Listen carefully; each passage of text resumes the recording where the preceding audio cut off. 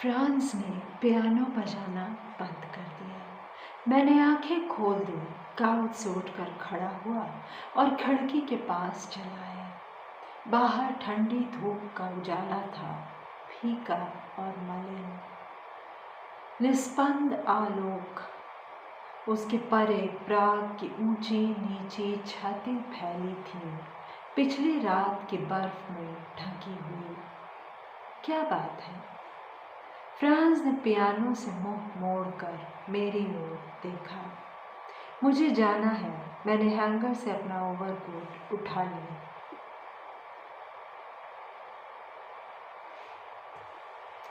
कहाँ जाओगे? पहले यूरोपा, फिर स्केटिंग। मैं अब ड्यूटी पर हूँ, मैंने हंसकर कहा। मारिया चुपचाप खिड़की के बाहर देख रही थी। मुझे हल्की सी खुशी हुई कि मैं बाहर जा रहा हूँ। तेरी बियर बची है। मारिया ने बोतल की ओर देखा। यह तुम्हारी थी, मैं चुरा कर पी रहा था। मैंने उसका हाथ धीरे से दबा दिया। तुम क्रिसमस ईव पर यहीं रहोगे? मैंने उसकी ओर देखा। अभी पक्का नहीं है, लेकिन उससे पहले हम मिलेंगे, उसने कहा। फ्रांस चुप रहा। पास की कुर्सी पर टीटी की गर्म बोझल सांसें सुनाई दे रही थी। वह सो रहा था। कोट पहनकर मैं बाहर चला आया। 3-4 सीढ़ियां नीचे उतरा था कि पीछे फ्रांस की आवाज़ सुनाई दी और मैं ठिठक गया।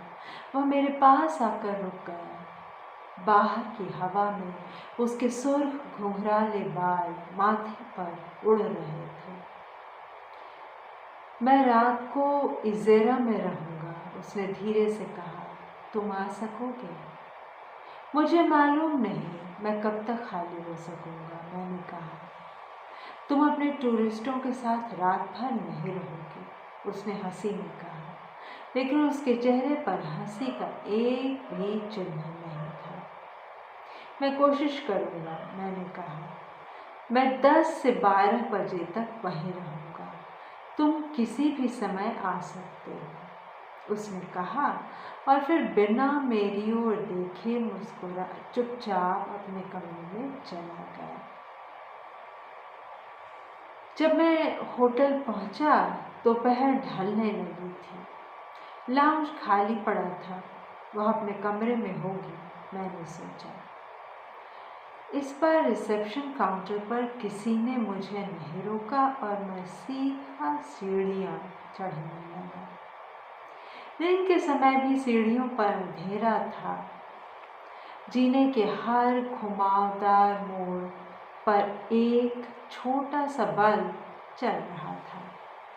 पहली मंजिल पर एक छोटा सा बार दिखाई दिया जहां उन्होंने पर्दे उठा दिए थे।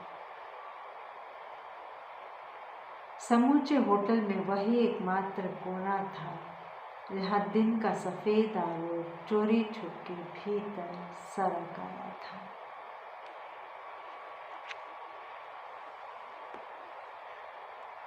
रोशनी और अल्कोहल और बहुत कुछ की राजनीति। दूसरी मंजिल पर आकर मैं ठिठक गया। दोनों तरफ एक लंबा गलियारा था। आमने सामने कमरे थे जो एक लंबी कतार में आखिर तक चले गए थे। हर कमरे में दरवाजे के ऊपर एक बत्ती टिमटिमा रही थी।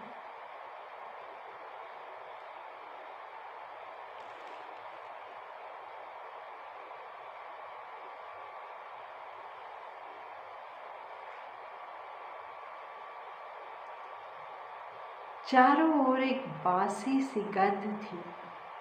लगता था बरसों से बाहर की ताज़ी हवा भीतर आई हो।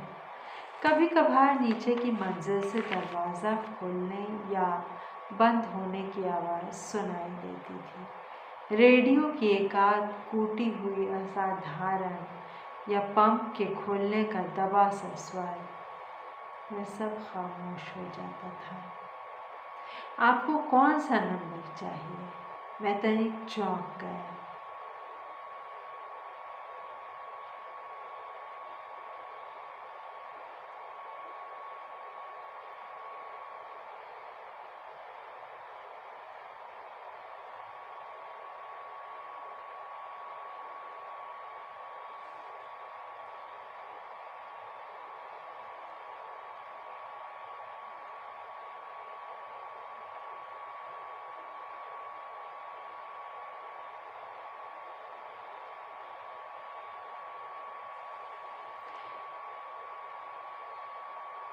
नीली पोशाक में एक लड़का सामने खड़ा था। हाथ में एक ट्रे थी जिस पर कुछ बोतल और गिलास रखे थे। मैंने नंबर बताया। कमरा गलियारे के सिरे पर था। अगर आप चाहें तो मैं आपके साथ आ सकता हूँ, उसने कहा। नहीं, मैं चला जाऊँगा। मैंने उसे धन्यवाद दिया और जिस ओर उसने इशारा किया था उस ओर चलने लगा।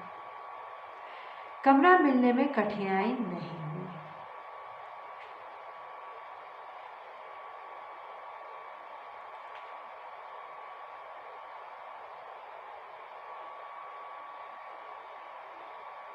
कमरा मिलने में कठिनाई नहीं हुई। 2 दरवाजे थे। बाहर का आधा खुला था, आधा बंद।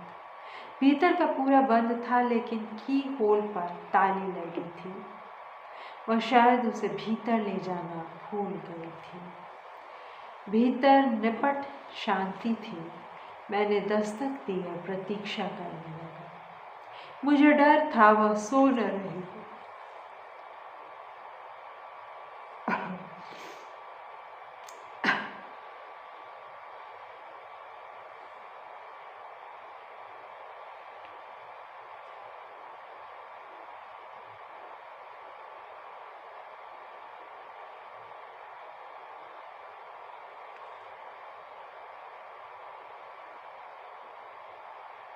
लेकिन इसकी चिंता ज्यादा नहीं थी। मैं बाहर निश्चिंत सा था और मुझे जल्दी नहीं थी। की होल में चाबी देखकर मुझे तसल्ली सी हो गई थी कि वह कमरे में ही है। उसने दरवाज़ा खोला। कुछ देर बाद उसका सिर माथे की ओर से बाहर आया। पहले क्षण मुझे भ्रम हुआ कि मैंने किसी गलत कमरे का दरवाज़ा खटखटा लिया। उसके चेहरे को मैंने इतनी पास से नहीं देखा था, वह भी गलियारे के धुंधलके में। या शायद यह भ्रम उसके बालों को लेकर हुआ था। वे अब खुले नहीं थे जैसा कि मैंने उन्हें सड़क पर देखा था। चारों तरफ चिपके लग रहे थे, जिसके कारण पूरा चेहरा अजनबी सा लगता था। आप भीतर आ जाइए, उसने कहा। दरवाज़ा खुल गया, लेकिन मैं एक क्षण तक अनिश्चित सा खड़ा रहा। फिर आया। कमरे के बीच एक छोटी सी गोल मेज थी।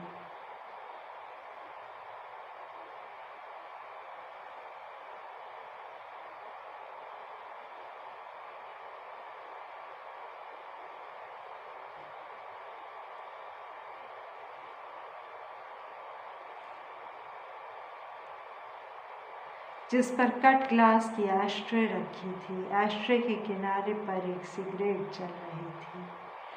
पास ही मेज पर प्राग का आधा नक्शा खुला पड़ा था। बैठ जाइए, मैं ही रहती हूँ। दरवाजे की दूसरी तरफ से उसका स्वर सुनाई दिया। उस समय पहली बार मुझे पता चला कि वह 2 कमरों का सूट था, एक दूसरे कमरे से गोल नहीं। बीच में सिर्फ एक पर्दा लटक रहा था। आप सो रही थी? मैंने पूछा। मैं कोशिश कर रही थी। दूसरे कमरे से उसकी हंसी सुन रही थी। मुझे डर था किसी भी समय आएंगे। मीता कहाँ है? वह स्केटिंग रिंक में होगा। खेला गया है? नहीं, साथ वाले कमरे में एक चेक परिवार है, उनके बच्चों के संग। वह इतनी जल्दी अपने दोस्त बना लेगा, मुझे उम्मीद नहीं थी। पर्दा उठाकर वह भीतर चली आई। उसने बालों से क्लिप उतार दिए थे। ब्लाउज पर एक लंबी स्लेटी रंग का कार्डिगन पहना हुआ था। सुबह की थकान अब चेहरे पर नहीं थी। कानों में बहुत छोटे टॉप्स थे जो सुबह मैंने नहीं देखे थे। उसने एस्ट्रे सुलगाई। यह आपकी लीपा है, उसने हंसते हुए कहा। सुबह से यही पी रही हूँ, दार्जिलिंग चाय।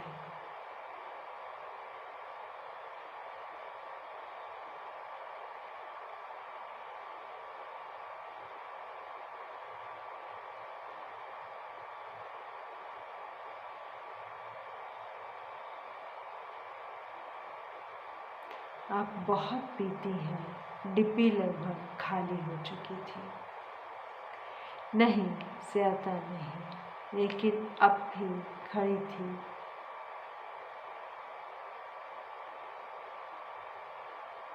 जब घर में होती हूँ बहुत कम पीती हूँ। सड़क के अंतर एक सफ़र के दौरान मुझसे नहीं रहा जाता। आप कुछ पिएंगे? दोस्तों, आपको मैं सुना रही हूँ निर्मल वर्मा का समीक्षात्मक पाठ।